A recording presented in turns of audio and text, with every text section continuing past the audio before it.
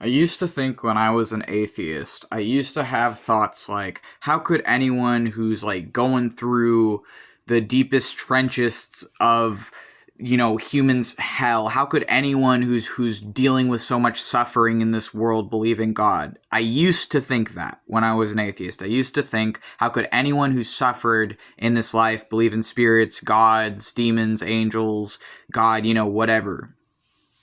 And then I was disowned through a text on Google Hangouts when I was 22 after 22 years of being taught by my dad that my autistic symptoms make me evil and selfish. After 22 years of my dad teaching me that who I am as an autistic and transgender person is evil.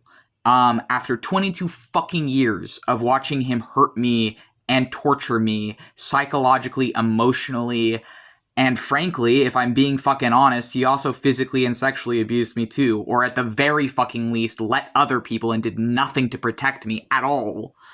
And the thing is that, then it all made sense to me. It all made sense to me, and I very quickly became theistic around the same time. I was already theistic by that time.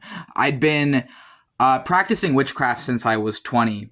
But by the time I was disowned, a couple months after being disowned, because I was disowned September 16th, 2022, New Year's of 2023 is when I did my wizard's initiation ceremony into theistic Satanism. I'd already been working with demons since I was 20, but I'd been unlabeled in my belief system. It was New Year's of 2023 that I specifically dedicated myself to theistic Satanism, and it was a couple months after being disowned by my father. And now I understand. I fully understand now why people need God, why people need gods, why they need demons, why they need angels. I fully understand now. Because it's because of the torture and the wickedness and the awfulness of mankind. It is because humans who don't protect other humans, who don't protect their kids, who don't love people. Those people need someone to love them.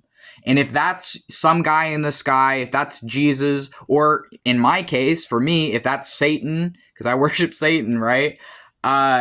Whatever it is, people who have been tortured for existing do need something. And if they can't find that from humans, they're going to turn to non-human entities. They're going to turn to these abstract beings that represent different parts and different facets of existence.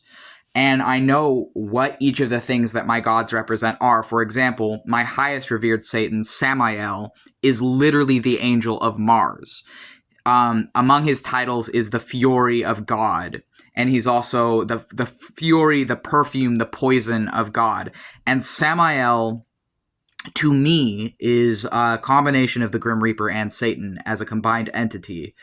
And Samael literally came to me the summer before the fall I was disowned. So the summer of 2022 is when I met Samael. And then he stayed with me after I was disowned. And I realized, well, at that time it wasn't Samael, it was actually Azrael. And then Azrael introduced me to Samael, but I believe they're deeply connected entities.